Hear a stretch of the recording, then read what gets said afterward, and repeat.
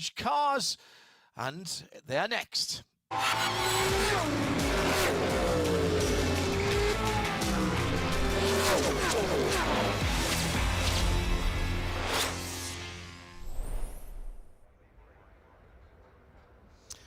Hello everybody, John Hindorf here in the Ford Performance Global Broadcast Centre, bringing you Mustang Challenge Racing by Ford, built Ford proud. And alongside me today, a very special guest, Ford Performance driver, mentor, development, all-round good fella with a big smile. Andy Prio is with me. Andy, welcome to the Ford Performance Global Broadcast Centre. You know a little bit about the Dark Horse and the Dark Horse R and the GTD. A couple of races around here, a track you know very well. This will be a good workout for the drivers and for the cars. Hello John, nice to be here, and what a beautiful looking weather out there. It's going to be a fantastic race. The Mustang series is very exciting, the Challenge series with all the one make series, like every formula, it brings really close racing. Very much looking forward to seeing how this race evolves. This is a circuit that provides its own challenges, resurfaced last year, and it's evolving all the time as track surfaces do. The left coast is the best coast, is what all of the locals tell me. 2.25 miles, give or take, 11 corners, and it's a measure of the history of this place. We don't talk about turn numbers. Look at the names: Andretti, Hairpin, Rahal Straight, Rainy Curve coming down the hill, and of course turn 8 at 8A. No, we don't call it that, we call it this corkscrew, because that's how it is known around the world. Action area down at turn 11 as well. The final corner is slingshot off that back turn number 10, and then dive down the left hand side to make a pass. Where else might we have a look at? Turn 6 going up the hill. Almost a blind entry to that, and dips down right in the middle of it. And how many of us can honestly say on simulators or platform games that we haven't completely messed up that corner and gone wide on the exit and ended up in the sand or in the wall? Yeah, my hand is up for that. Andy Prio with us today, 20 cars, and we welcome back the man at the head of Ford. That is Jim Farley. He's qualified in 11th position in the number 17 machine. This is the man who runs the company. So when we say that Ford are racing enthusiasts, Andy, we really mean it. It's from the top down over. It is. It's great that that Jim's such a keen racing enthusiast. He's actually a great driver. He races in historic races, and to have him out in the Mustang Dark Horse is a real really good for the series, of course. These cars just look fantastic. They look fun to drive. They've upgraded the suspension, the racing brakes. They have a really let's say nicely balanced setup. The chassis are very, very good, and it's a great one-make series where all the cars are identical. So to qualify actually just outside the top 10 amongst all the professional drivers, I think is pretty impressive. Well, that's where he is. Where is your favourite driver? Let's take a look at the Ford Performance starting grid. Robert Noecker on pole position in the number 13 car has Devin Anderson for Tech Sport alongside him. Sandy Satulo's on the inside of row 2 from Corbin Collins from Macumbi Makalia Racing. Tech Sport's Alfonso Diaz in the 15 Mustang has another Macumbi Makalia Racing driver, Marcos Vento, for company on row 3. Row 4 with his traditional number 33, Alex Bashir will be looking to go forward for Spark Performance. A third Tech Sport machine in the top 8.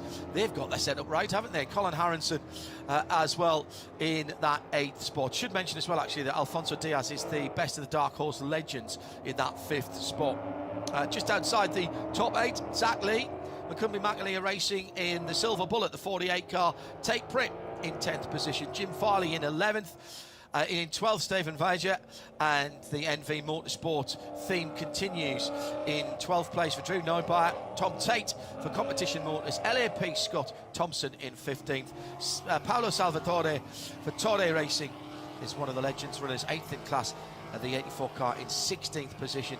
On the outside of row 8 is Doug Pedersen, on the inside of row 9. Joseph Dedrich for Robert Noecker Racing, and the back row, Bruce Marine and LAP Motorsport, and Nick Smither Racing's Nick Smither In fact, the man with his name on the car and above the door. These drivers, some of them, including Bruce Marine, getting ready for the invitation race at Le Mans coming up in June. We'll have full coverage of that for you as well with our commentary team over there in France on site. But for this one, we've put 45 minutes on the clock. We've got a nice 2x2 starting grid as Robert Noecker brings them to a green flag, and we're racing for the 2025 Mustang Challenge. Straight away, Robert Noecker jumps off to a decent lead. 1, 2, 3 across the track, coming down into the Andretti hairpin. But everyone has got through. I just didn't want to say that too early. Little bit of dust thrown up by the right front Michelin tyre of Devin Anderson, who's dropped back a little bit down through the pack. Started on the front row. We'll check to see where he pops up as they come through the infield section. This part put in to the circuits when they wanted to attract motorcycle racing here, and there was a minimum track length, which if you've got a long memory or you're just old like me, then the track used to go from where the Andretti hairpin is now straight up to turn 5. Can you imagine turning up at turn 6, having been accelerating all the way on the other side of the dry lake bay? Incredible stuff. Through the corkscrew for the first time, and it's a decent lead for Robert Noecker, and the first job has been done by our pole sitter Andy Preto. He's got away, he's converted that into a lead. To be honest, I followed the free practice sessions and of course qualifying, and he has been, consistently at the front. He has experience of the Formula. He drove last year. He also runs his own team. So yeah, he's driving that car extremely well, and he's made a very good first lap. He's broken away from P2, and now he's got to settle in and maintain that position. But there was a lot going on in the middle of the field, which looked exciting in turn 1. I didn't see any bodywork being flicked away or anything like that, which is very good news. At the end of the first lap, the gap between Robert Noecker and Sandy Satulo, who has come through in second, so it's the two R&R Robert Noecker racing cars, it is quite substantial for this form of racing. 1.4 seconds. Alfonso Diaz has pushed up from his 5th position to 3rd, so there was some argy and bargy going on between the leaders and further down. Alfonso going through turn 5 now and pointing his car up the hill. Then it's Alex Pachura, who has moved forward. Zach Lee has moved up as well.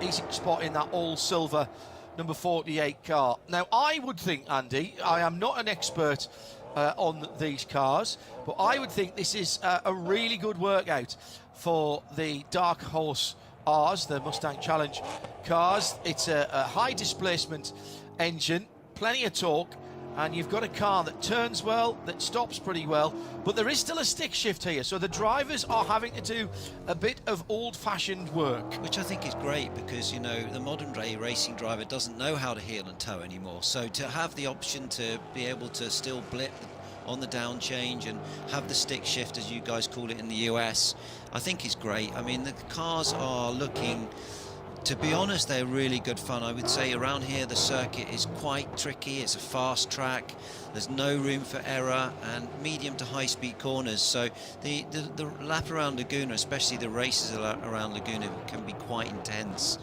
And we've got a nice pass up the inside there. The 79 just made a good move there on Jim Farley. So those guys are having a bit of a race. I'd be very careful, try not to take the CEO of Ford out, but looks like some good racing down the middle of the field there. And the nice thing, John, with one make series is always very close. Yeah, Devin Anderson with a little bit of smoke coming from underneath the car, not seemingly from either of the exhaust banks. That's the number 22 Tech Sport car. He's in behind his teammate Colin Harrison. That was Drew Nobar who went by Jim Farley, I think. Yeah, it was. That was in the scrap for 13th position. I've watched Jim race before. He's exceedingly sensible, and he's not in the championship for the season. He's done some Pilot Challenge racing as well, and so he tries to, actually it wasn't Pilot Challenge, was it? It was VP challenge that he did in a GT4 car, GS car. And he's exceedingly respectful. He knows that he's not in this championship, so he doesn't want to get involved in any scraps, cause any issues. Indicator on to the left-hand side. That was Stephen Weiser, the NV Autosport blue car. Love that colour of blue. And he was struggling. I think he's coming into the pits. He is coming into the pits, one of the Dark Horse legends. Now, I don't see damage, certainly not on the right-hand side of that car, but that is going very slowly indeed.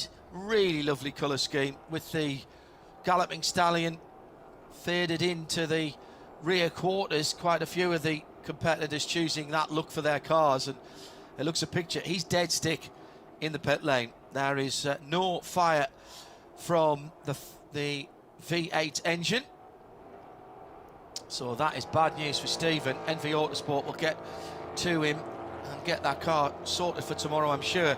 Robert Noacker at the moment is in cruise mode.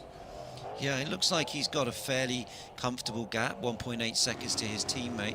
Robert is actually one of the junior Ford drivers, so he's now on the program. It's great that he's out being able to get the Ford, let's say the Ford brand on his overalls, and he's able to show Ford and Ford Performance what he can do.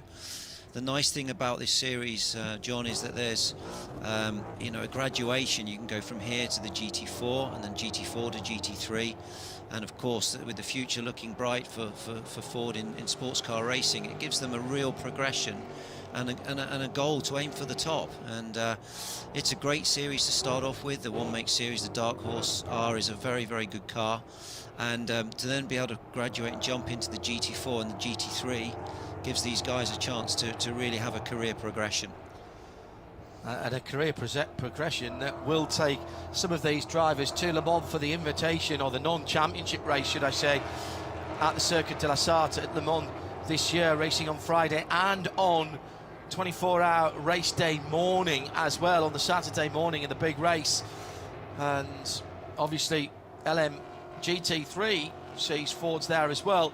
Into the pit lane, in fact behind the wall, Devin Anderson with that smoky number 22 for Tech Sport. That car behind the wall. So I think that was responding to the meatball flag, the mechanical black flag that was shown. And that is one. You don't get 3 laps grace for that one. You have to come in straight away. Race control and the marshals around the track would have been concerned in case there was any fluids coming out from that car. And therefore, another bit of work to do for Tech Sport. So at the front of the field, Noacker from Sandy Sotelo for Alfonso Diaz, third, and leading the Dark Horse legends. Alex Matura second in that class, Zach Lee third.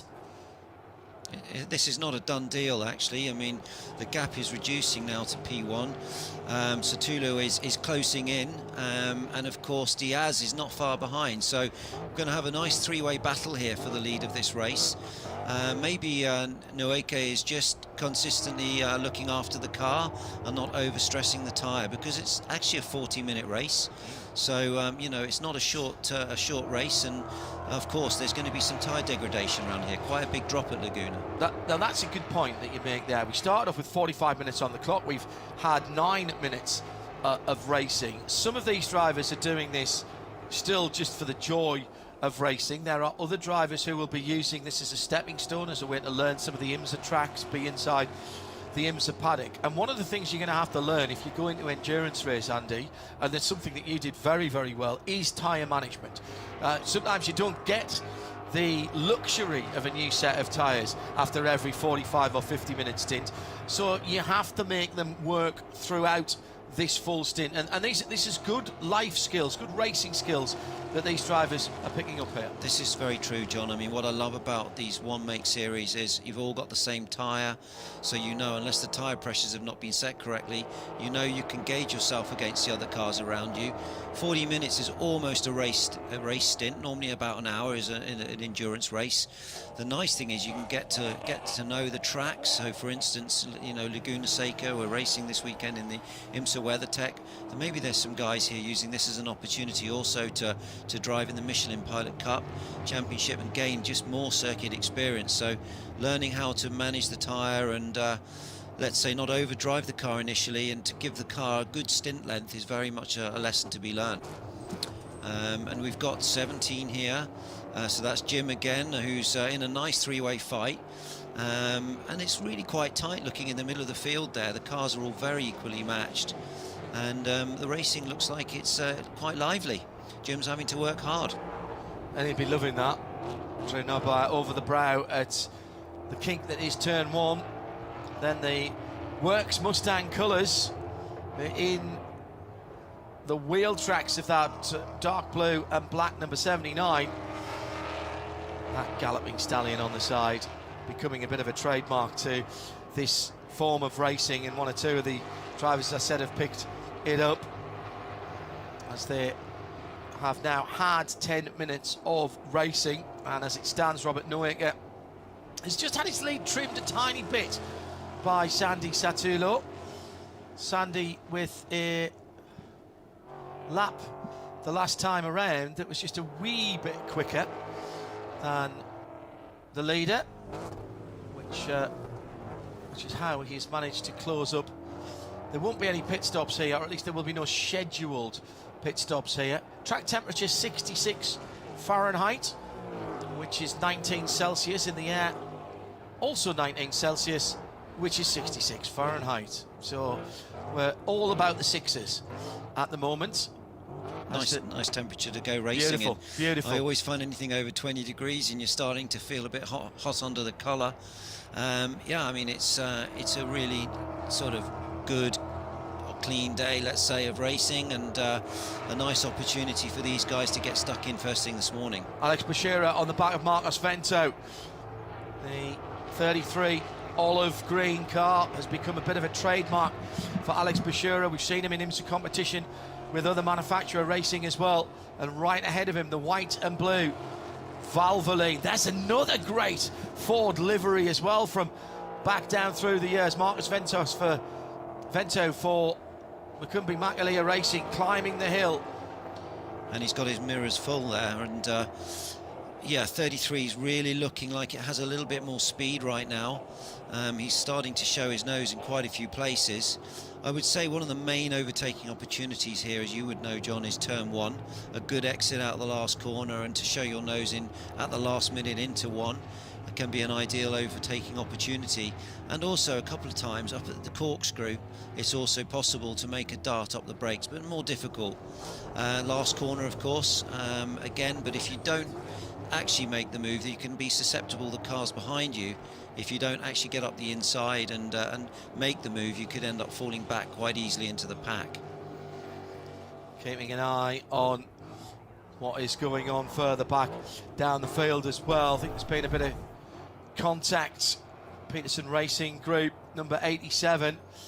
Oh yeah, did get a little tap. The bright yellow car with Paolo Salvatore for the Torre Racing, number 84 machine. Right front of the 84 to left rear.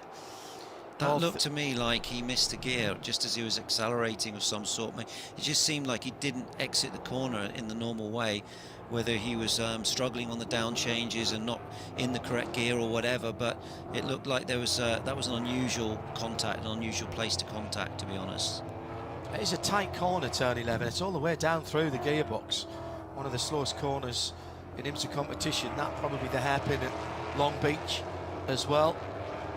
That won't be easy. You come through the fast right in turn 10, and then suddenly you've got a brake, down change, blip. To get the car into second or first gear, depending on your corner speed. That will not be easy, and will cause these guys to have to work a little bit harder in the car. I'm told the auto blip system on this car is very good indeed, and it is the road car, slightly tweaked, but it is the road car system. I was talking to Joy Hand about this, and he says it's one of the better ones that he's ever used, and that'll give a lot of confidence. Some drivers still prefer to do it themselves, and I have to say that on my road, I've turned it off on my road car, but I think if I was busy racing, it might be something that I'd be happy to try. The beautiful green metallic. Now that is a car that's been off the circuit. That's Scott Thompson for LAP Motorsports. We love that colourway. classic with the racing stripe over the top, and as he comes down through Rainey and through to turn 10, he was moving slowly on the exit of the corkscrew, but the giveaway is he's trailing some dirt behind him, and it looks like there's also a bit of grill up at the top of the corkscrew as well, and somebody else was having a moment there at the same corner. So that would have been Drew Nobar in the 79 who was involved there with Scott. Oh my goodness, that was a bit more than just a little tap, as Drew was trying to go through on the inside, and there's quite a bit of panel damage now on that number 79 on the right hand side. You know, the problem is, John, they've arrived at the corkscrew, and it's a hard place to overtake. It's also quite featureless when you arrive, so I think they've just come together naturally. I don't think there was anything intentional about that. The circuit turns slightly to the right. It's like a pinch point, and he's turned him around there, which is, to be honest, quite an easy place to have contact. Debris flags out at the top of the hill at the corkscrew. We're staying green at the moment. Now there's a bit of bodywork damage and a door damage there. Talking to the drivers in the paddock and the teams, one of the great advantages of this series of how many of the parts, particularly body parts and consumables, are common to from this race car, the challenge car, the Dark Horse R, to the Dark Horse. And in fact, Ford Performance have sort of gone against the grain just a little bit in terms of one-make racing. Normally, you can only buy all the race bits from the manufacturer, and they've all got race part numbers. Ford have gone completely the opposite way. They provide each owner or team with a big file that has all the part numbers of all the cars and which ones you can buy at your local dealer. And they actually encourage the teams and drivers to build a relationship with their local Ford dealership so that they can buy their parts and consumables from the dealer, and there's no markup because it's race gear, because it isn't. It's exactly the same. I think that's a great idea, and what it's doing, of course, quite a few of the drivers are saying, I've spoken to my Ford dealer and I leave my car with them, and they like to put it in the showroom. Exactly. That's what I was thinking. At the end of the day, these dealers, getting them engaged and interested in the sport that we all love is a great way to keep the sport rolling and sustainable, and to be able to go out there and form a relationship with your local dealer, maybe invite him to your local race, and also get your parts and have some sort of dialogue with them, I think is brilliant for the series. And it just goes to show how much Ford do really use motor racing as their platform to also engage in with the manufacturers in the retail side. I think one-make series are really good for drivers as well, John, to hone their skills. I always love the fact that you're racing against equal equipment, and you can really, like they do with the Porsche series. We've got full course yellow here as well, but it's just a great way to really learn your trade. So this will be the debris at the top of the corkscrew, and I can't imagine it's going to be very quick. That's Scott Thompson and Drew Nobar incident at the top of the hill that has caused this debris, which has necessitated a quick neutralisation of this race, is under investigation from race control. 2 into 1, don't go, Andy. Basically, I'm not sure you can apply the blame to anybody. Scott had a good run and was coming up the right-hand side of the track, but as you say, the track just moves slightly to the right there. I don't think, I think the 79 did come across. I don't think he realised he was there. That because was true, yeah. You're braking, it's fairly featureless, and the corner is sharp left, and you're looking into the left for the apex, and I think the 79 unfortunately maybe pinched him there on the braking, and it caused him to spin off, which is unfortunate. There's obviously a fair bit of damage from the car, but still able to drive it back to the pits. And yeah, we've got a full course yellow, which is actually you know, a little bit good for us because it's going to bunch the racing back up,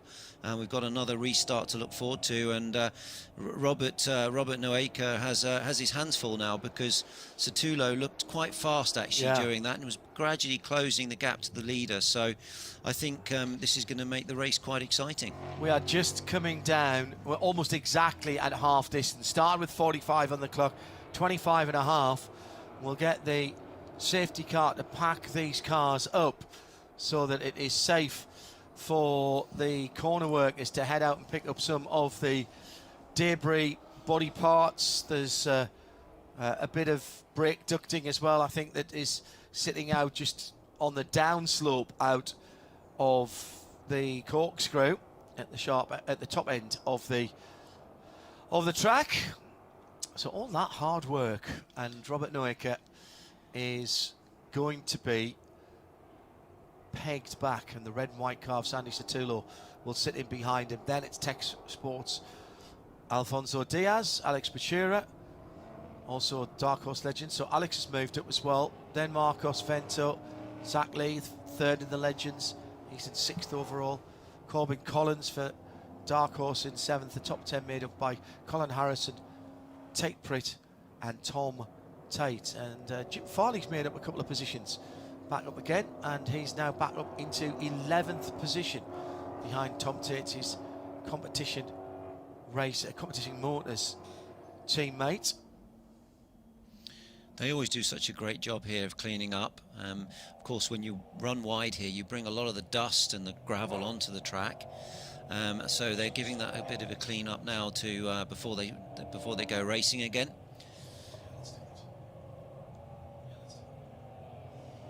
So thank you to our hard-working track services and clean-up teams, not just here, but all motorsport around this week, and there's a lot of it as well. Our RSL broadcast team spread to the 4 winds. If you were with us earlier on for the Nürburgring coverage.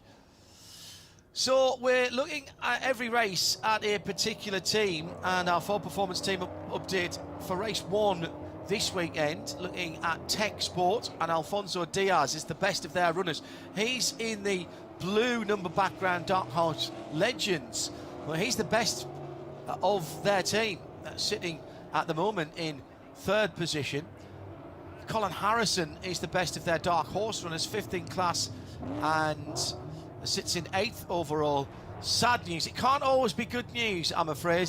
Devon Anderson in the number 22, that was the smoking car from earlier on, and he has gone off behind the wall, actually drove the car back in there. That's our Ford Performance team update for Tech Sport. We'll look at another team or teams in the race tomorrow. Andy Prios alongside me, John Hindhaugh, in the Ford Performance Global Broadcast Centre.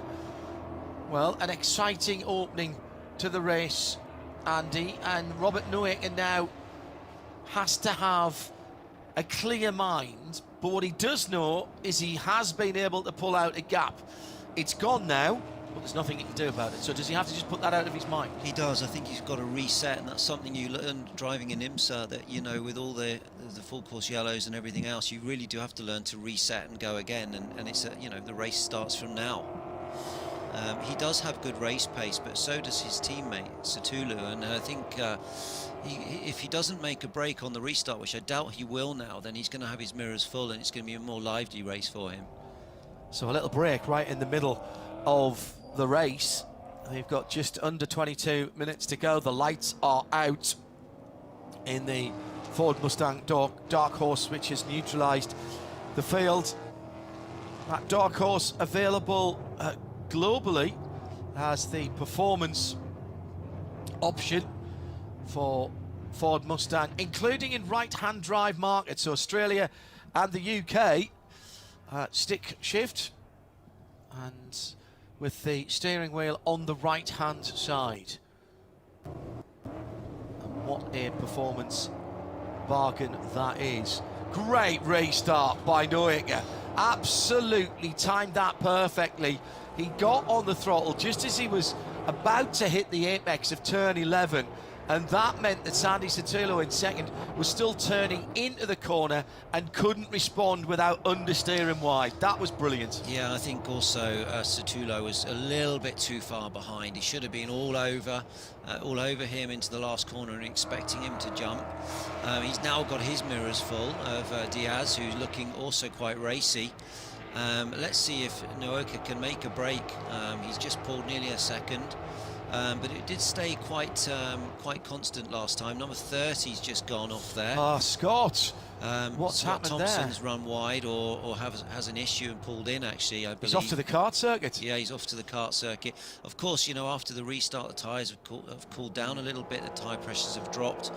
Yeah, it's the car's not the same as it was at the beginning of the race, that's for sure. Well, Drew Nobar in the number 79, the blue Mustang, has been assessed as having the responsibility for the incident with Scott at the top of the hill. Andy Prior did say he thought he'd eased over just a little bit to his right-hand side, perhaps not intentionally, but we're not saying that that is the case. It's about preventable contact, and the race control officials are having a 10-second penalty, which will be added post-race to Drew. Scott, unfortunately, has had to leave the field of play on the outside of the Andretti hairpins. That is very respectful of his fellow competitors not to cause another full course yellow. So Nooka continues to lead by just under a second. Sotelo in second place. And then the battle. Alfonso Diaz has got Marcus Vento, Alex Bashira, Zach Lee and Corbin Collins all right up his tailpipes. Yeah, and that is a great battle pack. The top 7 cars are less than 4 seconds apart. So, as I say, one make series like this is really, really good to hone your racecraft, to learn your racing skills, and to learn what it takes to run at the front. Bachura having a look at Zachary Lee. That beautifully turned out silver chrome car. That is an absolute triumph of whoever's put that livery onto that. I'm presuming, I've had a look at it, I know it's not paint, but it's some kind of wrap.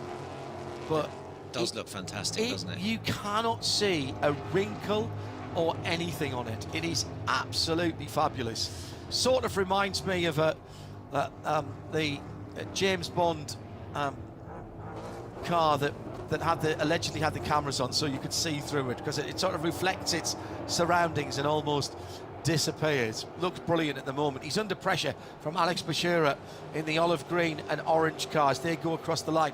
One thing I will say, Andy, this is a track quite unusually nowadays, where if you get a good run out of the last corner to the checkered flag, you can make a pass before the line. You can. And also, there's enough room down to the first corner to make a pass, and that's what Bashira has just done, and he goes up into 5th place ahead, and that is of Zachary Lee, and that makes him second in the Legends. And at the front of the field, it's getting tighter as well, as Sandy Sotelo has just pulled a 10th and a half or so on the leader. I do think he has, unless, of course, Nooka is just, you know, controlling the race from the front. He does seem to have good pace, Sotelo, and I think he could be, you know, in a position in a lap or two to potentially show his nose, and that would be quite exciting. But let's see if Nooka can actually, yeah, he's now gapped him a little bit more, so, you know, potentially he's just, you know, controlling the race from the front.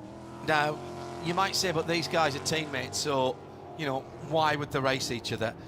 They are teammates, and it is Robert's team. His name is literally on the team. However, I know from talking to Robert that he doesn't put himself above any of the other cars that the team runs. So they will be racing respectfully and sensibly, of course. First rule is don't run into your teammate if you are racing them. But ultimately, yes, they are teammates in the fact that they are being run by the same team. But ultimately, this is an individual sport, Andy.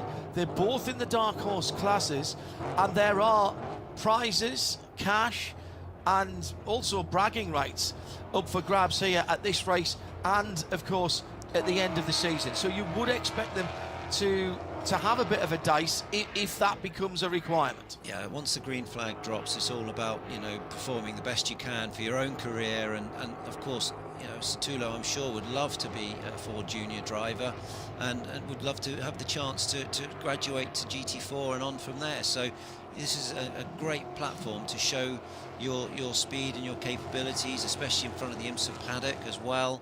So I think, you know, at this point, it's all going to be about racing. Of course, you don't want to drive into your teammate, but you've got to try and do well. Zachary Lee's lost another position there. Corbin Collins has gone through in the red, white and black number 20, the McCumbee McAleer racing car. Now, they're both McCumbee McAleer racing drivers, MMR. MMR running a number of cars in this event.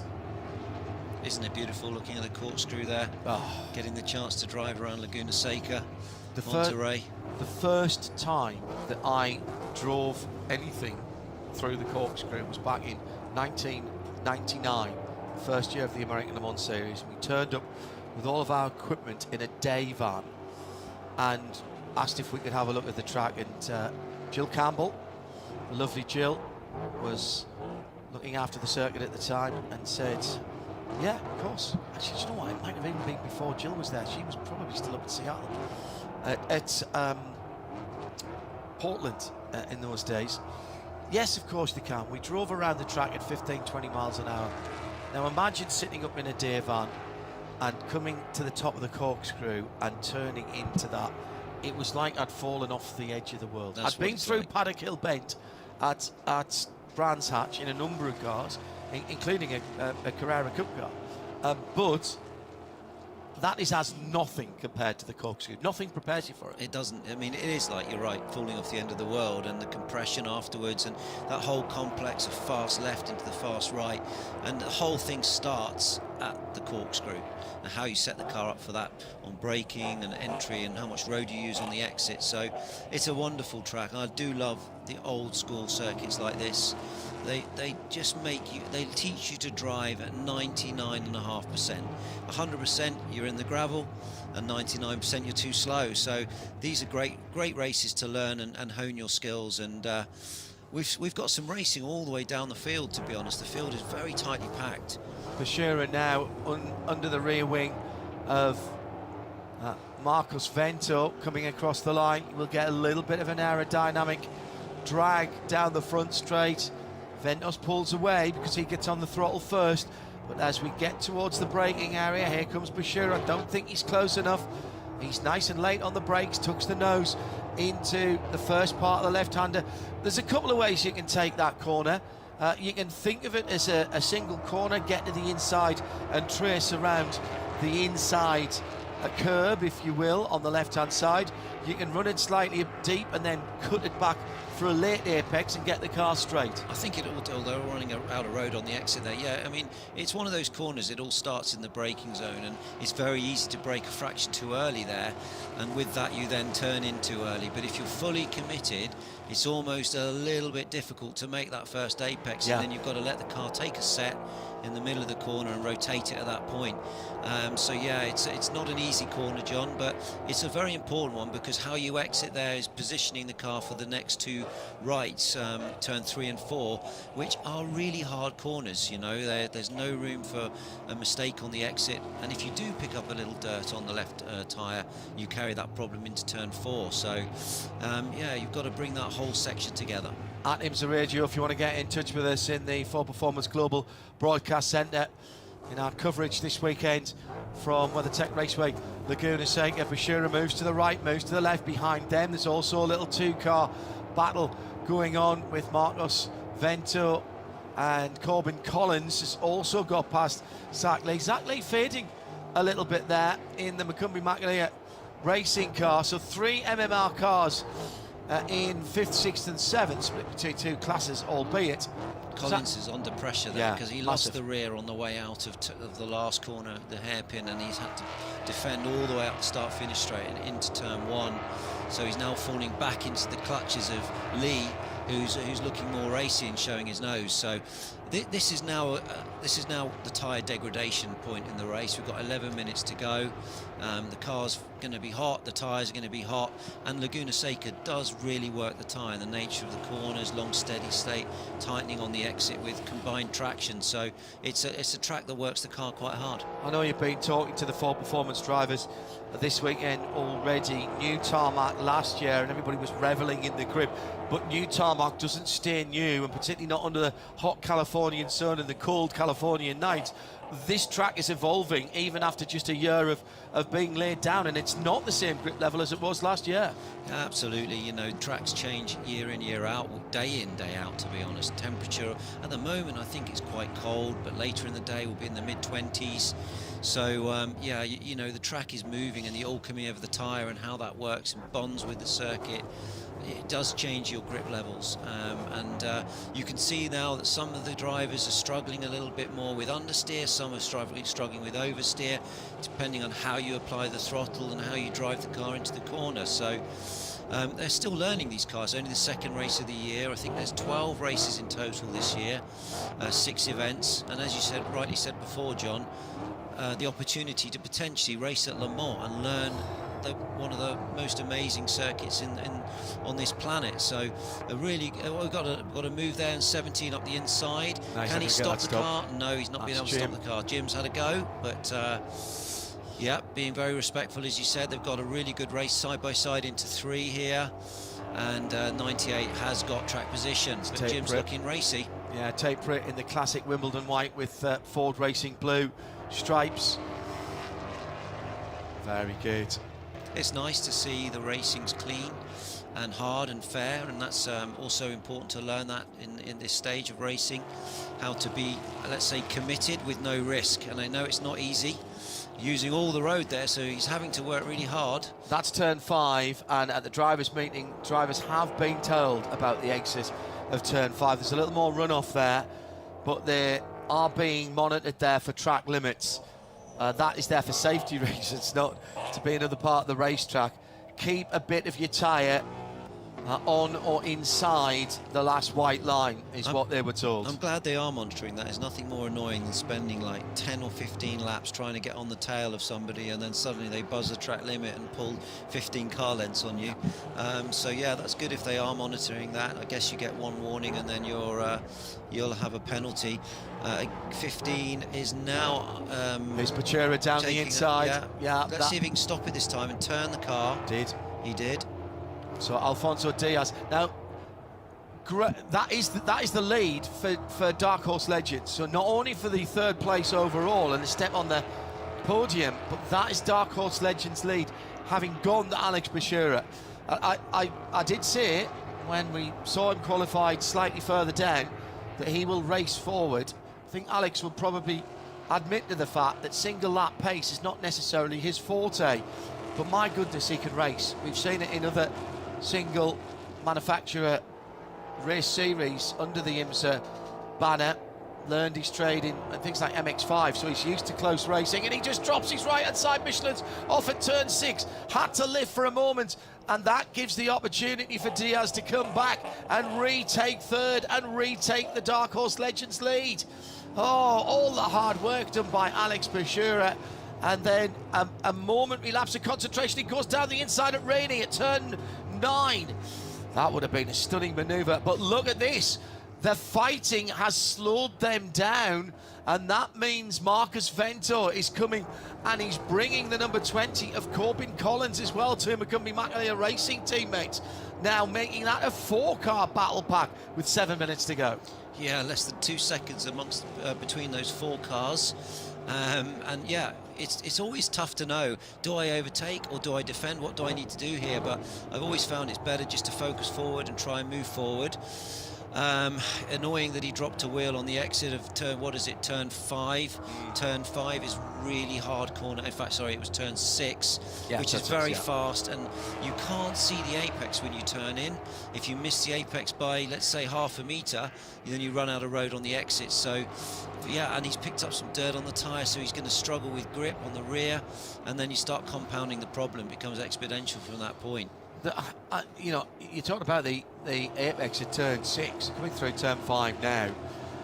and from the camera ahead of the cars, you can barely see the apex when you're at it because it's in a little dip. And in some series that I've seen racing here in the past, they do put a marker bollard just behind the curb, just to give you half a chance of knowing where that is. Marker bollards don't tend to last very long. And not in a touring car race. No. But absolutely, it's a hard corner. It's one you need lots of anticipation for, because you're turning just before you can see the apex, and if you get it wrong, you either hit the curb and then you're running wide on the exit, or you miss the curb and you're slow mid-corner speed. So, yeah, 15's having to defend pretty hard. That's Diaz. Yeah, he went wide there at turn number 11, and that allowed Alex Bashura in the 33 behind to get a cleaner exit from the final corner. He's in a good place. He's going to try the long way around. Now, you can do this, but you've got to really tough it out. Or is he going to do the cutback? I think he's going to try and straighten off and diamond off the exit, but he couldn't do it. Good driving by Diaz. Put his car in exactly the spot that Bashura wanted to be. Yeah, that's right. I've never seen an ABS car pass around the outside, but now 15's had a slide on the exit. Diaz there is working the rear tyre, and if you're too aggressive on the throttle and too eager to get on the power, you are going to have oversteer on the exit. No traction control on these cars. No traction control. Good. I like to hear that, because this is going to teach these youngsters some throttle control, and you can see now just a nice progressive throttle would help the rear. If you're too aggressive, you're going to burn the rears up and you're going to go backwards. So this race is not over. There's still a podium up for grabs here. And the top step of the podium in the Dark Horse Legends categories. The cars are identical, Dark Horse and Dark Horse Legends, as the title of the class suggests for Dark Horse Legends. That is for drivers who've got a little bit more experience of life, not necessarily of racing, but of life. I would solidly be in the Legends class. John, the car doesn't know how old you are, only the stopwatch. And everyone's got the same chance. Well, that's true. A second is a second, whether you're 22 or 62. That's a fair point well made by Andy Prio, who is our For Performance guest analyst and co-commentator this weekend at the WeatherTech Raceway Laguna Seca for the TireRack.com Monterey Sports Car Championship. This is Mustang Challenge Race 1. We've got another one tomorrow. I wonder if they'll be quite as respectful tomorrow when they know there's a bit more time to rebuild the cars. Diaz defending for all he's worth. This is the lead in Dark Horse Legends. We haven't forgot about Robert Nowick and Sandy Saturlo, their teammates, first and second. They are 3 seconds further up the road from this battle, with about a second and a half between them. I'll keep an eye on that, but for the moment it's Bashura who is the man most likely. Goes to the right, goes to the left. Oh, that's beautiful. If he can get it stopped at turn 5, he'll use the camber, the banking on the road. Now gets the power down, and it will be a drag race to the apex at turn 6, but Diaz kept his minimum corner speed up beautifully there and managed to hold on to the outside line and get to the turning point at turn 6 best and quickest, and more importantly first. I thought that was a great dummy by Bachura. Went to the outside, cut back to the inside at 5. This is testing everybody's racecraft here with just 2.5 minutes to go. This is a hard-fought podium position here, and I think Bashura just didn't let the car run wide enough. He should have maybe tried to, let's say, door handle him a little bit more on the exit to get a better momentum. But you're seeing a difference between cars. I know the cars are identical, but you do have adjustability. You do have a DSSV two-way adjustable damper and a roll bar, also adjustable. So who knows, maybe Diaz has gone a little bit more extreme on the setup, wanting a more pointy car, and it's maybe costing him a bit of lap time right now, because I'm noticing quite a lot of oversteer on the exit. So maybe he's running a slightly stiffer rear bar, or maybe a little bit more bump on the rear, and of course Bashura is really pulling him in. I would say this is a matter of time before he passes. Corbin Collins has got a sniff of this as well. He's third in Dark Horse, with Marcus Vento looking for that third in the Dark Horse category in behind him. So 2 pairs of cars, first and second in Legends, third and fourth in Dark Horse. So major positions still up for grabs, with 1 more lap to go, I reckon. After this one, we'll get the white flag for Robert Nowick, who is still that 1.3 seconds ahead of his teammate Sandy Saturlo. So those two are in our cars at the head of the field.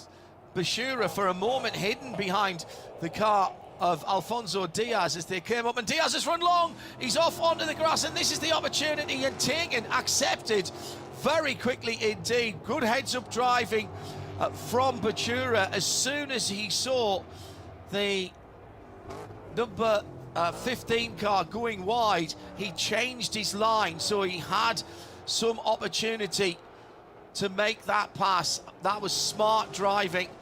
To the line for the white flag. Another 2.25 miles or 3.6 kilometres for Robert Nowick. We've not seen him for a little while. He's controlled this race from pole position.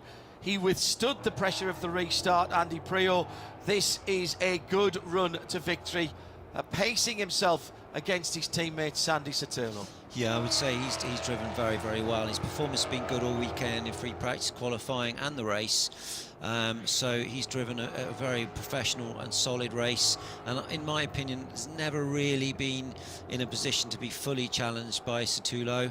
But yeah, very good to see one of the Ford Junior drivers at the front, showing what he's made of. We see the win, we see the pole position, we see the controlling the field, we see the win. Now, does that catch people's eye as much as somebody driving through the field from 20th to take third? Or are we looking at a different type of skill set and mindset that team managers and potentially Ford executives, Ford performance executives are looking for? Absolutely. I mean, everybody loves a winner, and the true acid test is the winning on the day. But people want to see a whole mix of. They want to be able to see you win from lights to flag and qualify well, but then fight hard in the middle of the field and just show a good fighting spirit and a good sporting approach to motorsport. And no doubt, being on the top step of the podium here, winning this race with Ford watching is going to be great for your career. Checkered flag is in the air for Robert Nowick, and it's a 1-2 for Robert Nowick Racing, with Sandy Saturno a second and a half back, which was pretty much the gap to the intervention of the safety car. And then after the restart, Nowick has literally not put a Michelin tyre out of line through free practice qualifying and now race one. He takes the fastest lap as well with a 1:32.0, which establishes a race lap record here at WeatherTech Raceway Laguna Seca. It is the number 20 of Corbin Collins, third in class, although only fifth overall, because that great battle between the two Dark Horse Legends main protagonists was third and fourth overall, and that went to Alex Bashura for Spark Performance ahead of the Tech Sport Alfonso Diaz in the number 15, and Zachary Lee in the Chrome Silver number 48, third place in the Legends, ahead of Tom Tate in fourth position. By the way, at the end, Jim Farley was seventh in the Dark Horse category, which is pretty good to jump into a championship. 11th overall, 7th in the Dark Horse, made a few overtakes, made a few places, lost a few places, made a few places. That tends to be Jim's way, but he'll have a big smile on his face, and didn't impact anybody in the championship and their potential championship charge. So our unofficial results, subject to post-race technical inspections, of course, and any penalties to be applied, sees Robert Nowick from Sandy Saturno in the overall, and the teammates taking first and second. Then the two Dark Horse Legends, Bashura from Alfonso Diaz, they'll be the first two on that podium. Corbin Collins third for the Dark Horse, ahead of Marcus Vento in fourth position. And then in third place, Zach Lee in the Legends. Going through the rest of the field, a couple of drivers at the back will be disappointed. Scott Thompson had to pull off after impact with Drew Nubaya, who Drew did get a 10-second penalty. He finishes a 17th, 9th in class off the back of the field. He spent some time in the pit lane as well. Devin Anderson with technical problems, a little bit of smoky car. And Stephen Viger pulled off early as well. Didn't really see what the problem was with the NV Autosport car. But they'll be all back to do it tomorrow. Let's hope we have all 20. And Robert Nowick really has stamped his authority very early on this weekend here at WeatherTech Raceway Laguna Seca. Alongside me was Andy Prior. He's going to dash off now to get trackside because his son happens to be going out shortly, and he'll be doing a very quiet dad thing. He's not a karting dad, I have to say that straight away, but of course he's interested in Seb. Absolutely brilliant stuff. And we've enjoyed it. Thanks to our technical team, particularly our camera operators out in the weather. Alyssa was producing up in Concord, and it was Rob Lawbass in London. I'm John Hindorf. We'll join you for more Mustang Challenge action tomorrow. See you soon.